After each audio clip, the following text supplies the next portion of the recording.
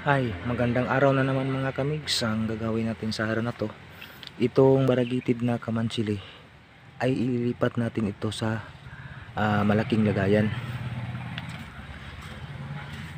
Dito. Itong ito. 12 by 10 ang size nito. At meron na tayong isa na hinugot. Ganon din ang proseso ko mga kamigs. Binabawasan ko yung lupa sa may puwitan. Silong muna tayo mga kamigs. Bigla na namang umulan. Yan.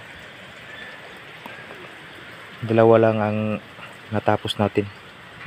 Yan.